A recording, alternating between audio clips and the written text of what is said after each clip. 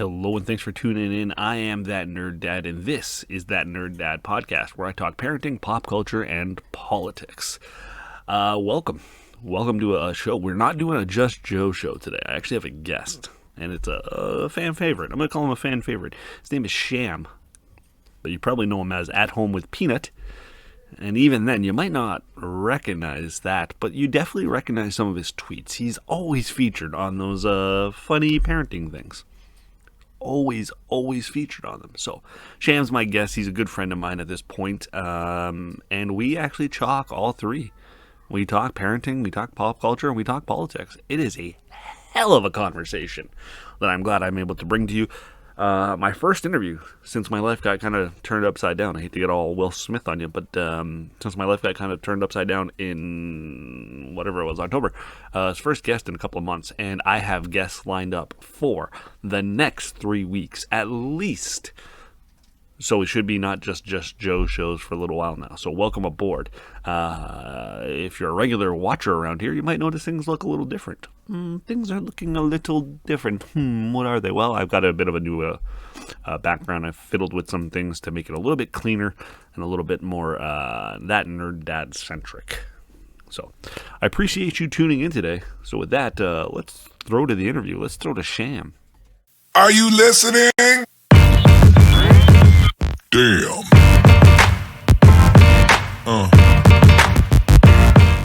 All right, everyone. As promised, no more solo Joe shows. I've got a guest this week, and it's a fan favorite, in my opinion. And if it's not a fan favorite, I don't care. He's one of my favorite people. I've got Sham, aka At Home with Peanut. You've definitely seen his tweets. They go viral pretty regularly. Sham, how the hell are you, buddy? Not too bad, man. How about yourself? Good. I was saying right before we got on, it looks like we're in the same house. Now, this is fake paneling. Is yours fake or is yours real? No, it's real. Yeah, it's real wood, and it's fancy. a real problem during termite season. So, when is termite season? You're in Florida. When is termite season? Mostly during the spring and summer. That's when you see them a lot. Yeah, wintertime they tends not to be so bad, but they can still come out. Do they actually gnaw away at the wood for you? Like, is it something you have to deal with? Yeah, we actually have two kinds of protection in our house. We have, because there's two types of termites. I didn't know that until we bought the house. There's the subterranean ones, and then there's the drywood ones. I'm just like, they're attacking all fronts, man. It's ridiculous. I guess the subterranean ones. Go ahead. No, I guess the subterranean ones come up from the ground. The drywood ones I guess, come from anywhere, trees, hedges. It's crazy. Just another thing to deal with in Florida. But you don't have the cold. No, you do not deal with what we deal with. But speaking of things you have to deal with in Florida, and this is one of the reasons why I reached out to you, because midterms just came and went, and DeSantis just dominated Florida. And you and I, every time we talk, there's always a political element. I know you're a very kind of outspoken activist for people of color and making sure that the voices are heard, and something you're very passionate about. DeSantis doesn't strike me as a people of color supporter. So how's that going down there? Yeah, now you don't. It's crazy because a majority of South Florida went red this midterm election. So it's not surprising, but it's scary. It just puts everything in perspective that if Florida is officially a red state, and I think it has been for a while, there was always hope it could still remain a swing state, but we've had a Republican governor now for decades. So it's very much red. I'm with you. I think as a Canadian, as an outsider, I think of Florida. I obviously think of Disneyland. I think of all the kind of touristy destinations, and to me, that feels blue. It's a touristy area. What is it about that population, or what is it about the population that you think is causing it to go so far red?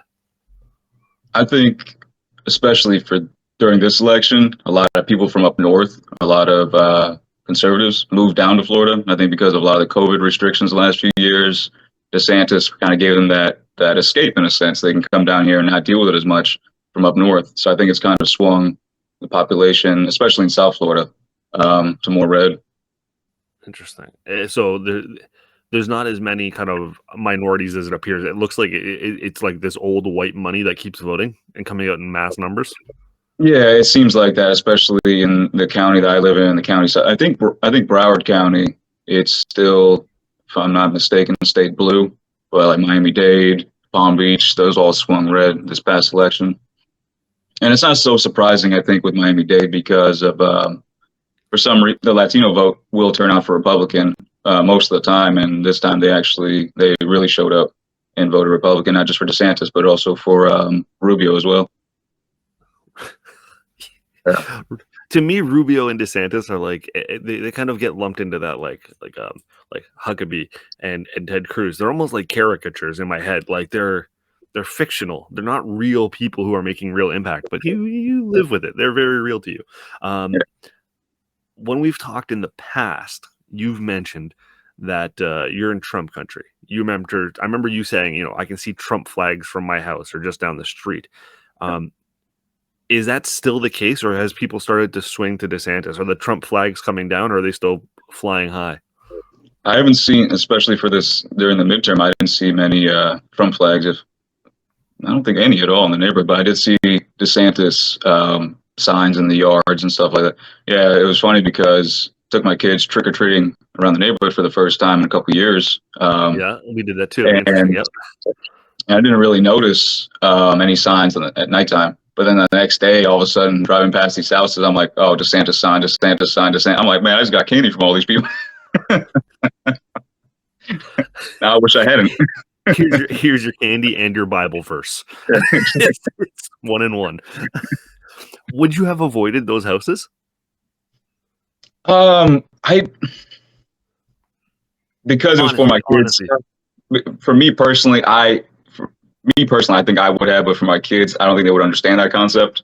So I think just for them, because we were taking them around trick or treating, I was under the hope that nothing bad would occur at those houses. But still, now you know that these people that are, your neighbors, where they stand, so you know to avoid them in the future. But it's crazy that it's come to that, where we used to be a conservative or Republican meant, kind of like maybe fiscally, maybe a little morally.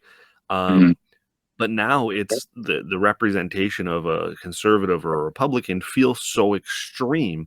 Right. And don't get me wrong, if a Republican or conservative listen to this, they're saying, well, every lefty is, woke transgender individual, right? And the truth is there's somewhere in the middle for most of us. But because the people who speak out on the right are so far right, they are the most popular because what they say grabs the most attention. Yeah, I don't want my family associating with those people either. Yeah, and it's like as the parent, as the person trying to keep your family safe, it's kind of like a fine line, because at what point do you explain it to your kids? Because they're not going to understand it fully. What that sign means, that person's viewpoints on society or them might mean. So it's kind of a fine line. With Halloween, you figure it's safe, even though in the back of your mind, like, oh fuck, I have to go to this house.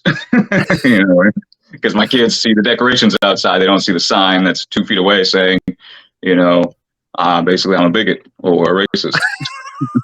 So it's weird times, man. It really is. I guess on Halloween, the burning cross is decoration. It's decorative. It's festive. Exactly. With Trump making his formal announcement that I'm going to run for president, he's the first one to actually say it. DeSantis hasn't said it. There's there's a number of people who are kind of fishing around it. Pence is starting to make his rounds. Seems like he might make a run. DeSantis is assumed that he's going to run with all of his momentum. How do you see that playing out for your state? Or do you think Trump has a chance? Do you think DeSantis has a chance? What do you think? Give me your read the crystal ball. Honestly, I think DeSantis probably will run. I think the midterm victory for him, how large the margin was, kind of cements it. And honestly, he's been our problem for so long down here. I hope he does run and wins. He can be the rest of America's problem for all I care now. Like, honestly, get out of our state, man. No, but seriously, is there someone worse waiting in the wings? I don't think so. Not that I've read about, at least. I mean, Because he's because probably the not, thing is, there's someone probably not someone with the momentum and juice to want to get to a presidency. There's someone right? who's gonna have to earn their reputation. All right. Yeah, I'm sure there's other people a lot worse, but yeah, exactly. They don't have the name recognition yet. But yeah, I think he will run. And honestly, I think the Republicans are looking for somebody who's like a Trump, like the same policies, the same ideals, but just not as in your face and not as aggressive in a sense. I mean, Trump is just outwardly aggressive and he's shock and awe. DeSantis is more packaged. He will become aggressive if he's challenged. We've seen him go off on people, but he presents a calmer front, if that makes sense. Yeah, it And does. It terrifies me as as an outsider. right, When it's I terrifying. Yeah. when I see the DeSantis package, and I love this photo. It's so awkward. Yeah. When I see this picture of them, uh, I worries me because a lot of what you said is true. It's DeSantis. I think he has a lot of the core beliefs, but Hmm. he censors himself enough Yeah. to not say all the crazy at once. Or it's positioned in a different manner, and it's Trump light is a good way of putting it, but it's terrifying because I think if Trump goes up against Biden, I think Biden wins. I think Yeah. if DeSantis goes against Biden, I think DeSantis wins, and Yeah. that's what worries me.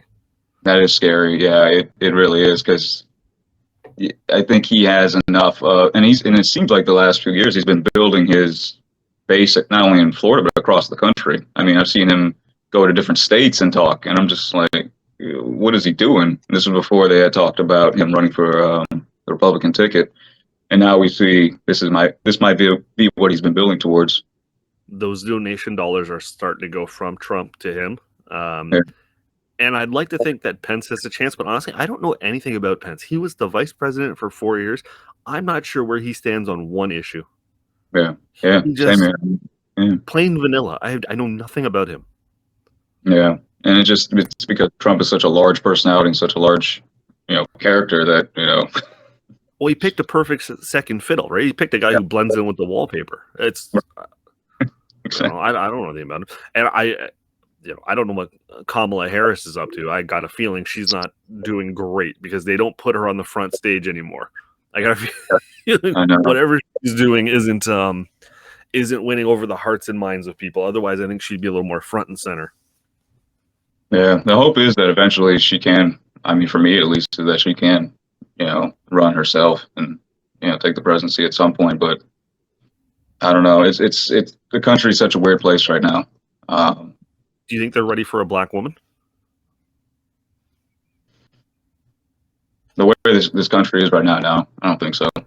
Because I mean, a black man was hard enough, but women, in terms of the hierarchy of this country, are always going to be at the bottom, and a woman of color, is going to be even lower. So I don't think so, and it's a damn shame because I think she could do a real good job if given the chance, but I don't think I this think country's ready. I think with her legal experience and her legal background, it speaks for itself. It's extensive. Yeah, She's educated enough. She's well spoken enough. Um, she knows how to navigate the legal system. But I'm with you. I sadly think they're not ready. I think with Obama, we caught lightning in a bottle. yeah, yeah. That's a good way to put it. You know, Exactly. he was in a lot of ways, and I'm just going to talk very frankly here. Kind of the perfect candidate to break through. He is super well spoken, Mhm. charismatic, charming, funny, um, but also kind of soft facial features. And he was appealing to to my white grandmother. He had that a charm, and I think that helped him kind of slide through. So I'm totally agree with you. I think it might be a hill too far, unless something happens where Biden kicks the Right, bucket and right. she's forced into it and she does an amazing job. That's Yeah, different. She might be able to win over hearts and minds in that situation, but as it currently stands, I'm with you. I don't see it happening. yeah, exactly. I wanted to get a chance, but yeah, it's tough in this culture we have now. sad, isn't it? Yeah, it That really is. we can just go, well, she's a woman of color, so she won't be president for a while. Exactly. Yeah, it's crazy. It's It's crazy. That's nuts. Speaking of crazy, I'm gonna pivot on that one. Elon Musk bought Twitter. all. Now I've talked about this the last couple of weeks because I can't not. It's headline news. It's everything, and a lot of my relationships have been built through Twitter. That's how I got to know you. It's how you and I connected and became friends and keep tabs on each other. But I'm curious about you because your 15 minutes of fame, your notoriety, you're getting picked up by Huffington Post and BuzzFeed and the Today Parent and things like that. That's all through Twitter. Has this impacted you? Have you changed your engagement level with Twitter since Elon went fucking crazy? Yeah, honestly, I have, and even before he took over, I've been kind of, just real life, the kids and stuff like that, just kind of has stopped me from tweeting as much and engaging as much.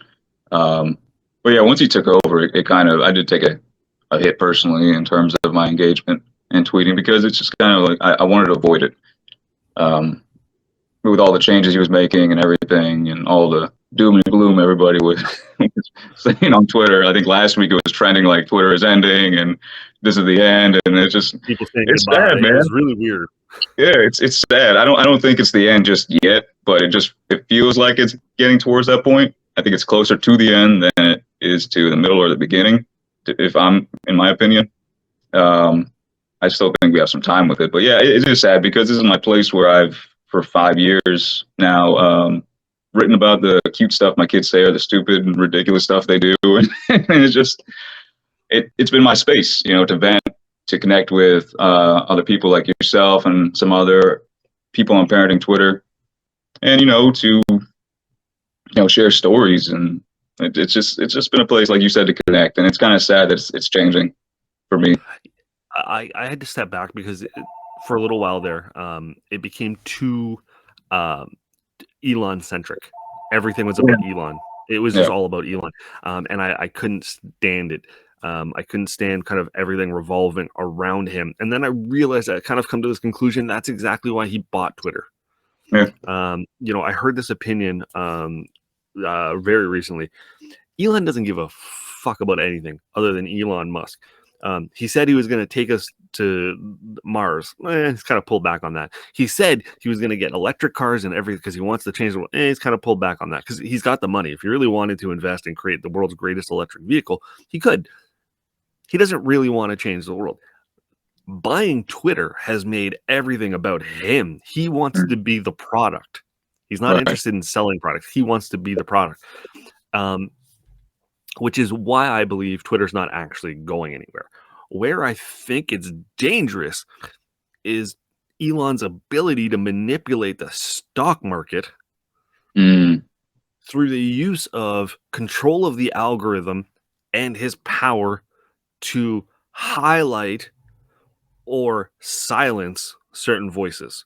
Yeah. That, I think, is when it gets dangerous and scary as hell, with his ability to manipulate the market. He's playing the long game, in my opinion. Now he's got everyone, like, I can't go a day without learning Elon's done something on Twitter, whether it be reinstating Trump or him saying free speech matters, but like you don't have to amplify everyone's voices. And it's like, oh, so you are going to show favoritism to people. So that's what worries me. But I don't think it's actually going anywhere. I just think it's going to be harder for the likes of two guys like me and you to actually connect, because I don't think our voices are going to get amplified. Right, and that's pay $8 for a blue check mark. Exactly. Yeah, I was going to say, it seems like the blue check mark thing really is about pushing the people who have the verification to the top of the algorithm, and the people like us who don't have it will be, at the bottom. So, have you thought about it? Did you cross your mind? You're like, no. Maybe I'm pretty, I'm at home with Peanut. I'm Sham. I deserve a blue check mark. No, I never had it. I'm just kind of like, fuck that guy. He's not getting my money. He's not getting my money. My ego almost had me do it, because Yeah. I've tried a couple times to get the original good one. Mhm. And my ego almost had me, but I was like, I think if an $8 statement shows up on my credit card, my wife goes, "What the hell are you paying for?" And I say a blue check mark. She's gonna be like, "All right, I'm gonna get the divorce papers." Like I think it's like it would come to that at that Yeah, point. it's time. It's time now. It's time. I've been waiting for a reason, and trying to pay $8 for a blue check mark is enough. Um, okay, look, we've talked politics. Check. We talked pop culture. Check. The only thing I'm missing from my show is parenting. So let's dive into that. Because you and I, when I said to you, I'm like, "Hey, what do you want to talk about? I got these two topics. Is there anything you want to talk about?" You're like, "Yeah, my kids are sick all of the time now because they went back to school this year." And I'm the same way. Since September, we've had COVID. We didn't have COVID for the first 2 years. The first 2 years of the COVID restrictions, all that stuff. We got COVID since he went to school. Strep throat is now like it's just a constant flu, streams of bodily fluid from the nose and mouth. How are you handling that? Yeah, we haven't had COVID yet. It's Seriously? yeah, it's my oldest is the only one in school right now because my youngest one he doesn't start till next year, kindergarten. So Kids my must be oldest, the same age. I'm 6 and 3, 7 and 3 now. yeah, mine are 7 and 5. So Okay. so the oldest he's in first grade, and yeah, I think it was like the first week he got sick, and then we're like, oh, here we go, here this is the start, right? And then I think it was 2 weeks after that. I'm pretty sure he's been sick about four. No, actually, he's sick now. He's got like a sore throat now. Something like that, like 5 times since the school year started. And you know, we've tested him with an at-home test. I think about 3 times. Luckily, nothing came back positive. But the selfish jerk has used up all our at-home tests now. Are they giving them away in your area? Like, can you just go to can you get them for free? Well, my wife, she works for the library system, so she was able to get some through the county. They had some there, but we still have some locations set up where you can just drive up and get the COVID testing done around different spots in the community. It's not as frequent or not as much as it has been, but a few different spots are here and there around the county. But yeah, he's been sick, man, and he's been telling me stories about kids who, like, one kid just threw up in the classroom. One kid just threw up in the cafeteria, and I'm just like, "What the hell, man?" It's like So, it's ridiculous. something I've learned recently is and don't take this for medical advice. Nobody listening to me should take me as a doctor. I'm telling you from my personal experience. My son, same thing. Now we had COVID a while ago, the second week of September, and occasionally now he'll just throw up, and it's just like bile. It's not like his lunch. It's just he throws up bile, and a doctor has said we think it might be a long-term effect of COVID, where it's like just an upset stomach because it's been happening more and more with more kids, but they can't say like, oh, the kid has the flu or the kid has whatever. It's like we don't really know why they're throwing up randomly. So That's terrible. I'm sorry to hear that, man. It's awful. it's okay. He's fine. That's true. He's fine. Kids can handle it pretty well throwing up. Like, oh, I get a freezy now. Okay, cool. Yeah, I love a freezy. I love one. I have a question regarding Tylenol and stuff like that in your neck of the woods. So in Canada right now, in Ontario in particular, children's Tylenol, children's Advil, children's Robitussin, all that stuff, it's gone. Like we're having a supply shortage. Can't find it. It's not on the shelves. Oh wow. Like we're having to ship it in from other countries now. For some reason, the demand in Canada is through the roof right now, and we can't keep it on the shelves in Ontario. And of course, when you go into a store and you see some children's Tylenol, you don't take one bottle, Right? because shortage. You take all of them. So is that something that is happening in your neck of the woods as well, or is this a Ontario thing? I haven't noticed it here. Yeah, I haven't noticed it here. We stocked up earlier this year. When it's been on sale and everything, because just to be ahead of the game. But yeah, I haven't noticed that issue here in the grocery store. It's like front page of news around here. And to the point where I have friends who have gone to Buffalo And Buffalo, the Buffalo pharmacies are like, the Canadians keep coming across the border and clearing us out because like it's just so in demand. So That's crazy. something we're struggling with here. It's nuts. It's horrible because you think, your kids are sick. You want to take care of them. Right. Yeah. Even yesterday when my son was diagnosed with strep throat, the doctor had to change his prescription 3 times because what they were prescribing was not in stock. The pharmacy eventually reached out and said, look, I have these available. Are one of these suitable for strep throat? And the doctor went, yeah, do that one or whatever. But it was like an all-day event to try and find a medication that would suit him for strep throat. So it's horrible. That's Not indicative of our generally our health system, but it's not great right now. yeah. But yeah, like you said, it's like you just want to make sure your kids are okay. That's discouraging. But yeah, for my youngest, he surprisingly, he barely gets sick. He's like me. He doesn't. His brothers, they stay in the same room, and I think he's gotten sick like once since his brother's been sick this entire time. Are you asking your oldest to wear a mask in class?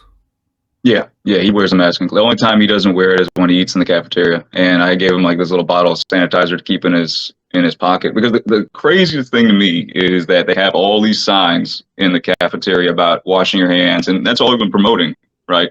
Is wash your hands since the pandemic happened. So I asked him one day, when he first started school, do they encourage you guys to wash your hands before you go eat? That's like the most important time to do it. He's like, no. I'm like, do they have sanitizers in the classroom? No. I'm like, what? Then what the fuck is the point of everything that we've been dealing with these last few years? Like, what? It makes sense that they're this disorganized, but at the same time, it's maddening. I mean, I get it. This is how society got to this point. But it's like, come on, man, these are kids. Do a better job with them. They have a sanitizer. I went to a school meeting one time, and they have a little, sanitizer machine, like the automated one you can stick your hand under in the cafeteria. I'm like, why don't you just do that? Did they let you guys use that? He said no. So I'm like, okay, I don't know. I guess I'll just give you your own. We did the same thing, literally identical. Okay. Here's hand sanitizer in the lunchbox. Here's a mask. Wear it, please, as much as you possibly can, except for on recess or whatever. But it's horrible. It's horrible. It is. It's a good place to end it. His name is Sham. We're gonna end it on it's horrible. Horrible. All horrible. It's all shit. His name is Sham. He is at home with Peanut. Give him a follow on Twitter for as long as Twitter's around, because you never know. It might even be gone by the time this airs. Hopefully it's not. Sham, I appreciate your time today, buddy. And of course, man. Anytime, Joe. Appreciate you. That's it. It's the interview. It's a conversation with Sham at home with Peanut. Again, my thanks to Sham for being my guinea pig.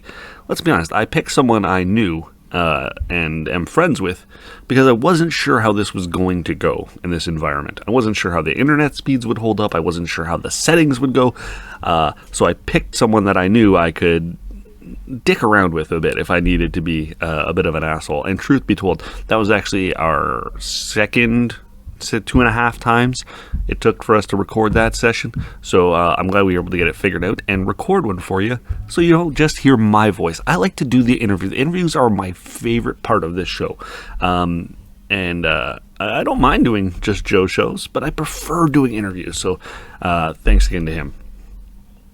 While we're at it, why don't I thank DeanBlundell.com, DeanBlundell.com, home of Canada's #1 podcast network, including yours truly. My centering is off on that image, driving me crazy. Anyways, Dean Blundell's podcast is available Monday to Friday, 3-ish. He's tightened it up. It's about an hour and a half now. It's a really great show.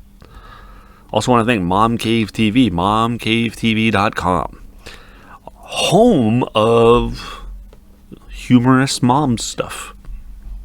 And yours truly. I had my first post last month. The second post is all queued up and ready to go. They're just waiting to give me the go-ahead. And there's also talk of them adding my videos, my videos, to Mom Cave TV, which is available on app stores everywhere. So, making moves, baby. Finally, I've got merch. I've got merch. It's available. I think it's a requirement as a podcaster to have merch. I have merch.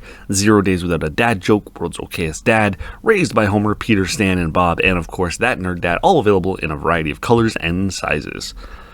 That's it for this week. We'll see who I get for next week. I think we've got a special guest lined up. Not that Sham wasn't special, but I think I've got a special guest lined up for next week. But who the hell knows? As you know, this is a fickle business. It's not really a business yet. I don't make a lot of money. I don't make any money. It's a fickle hobby. and yeah, life gets in the way. So anyways, I digress, and we'll say be well, be safe, and we'll talk next week. Thanks for listening.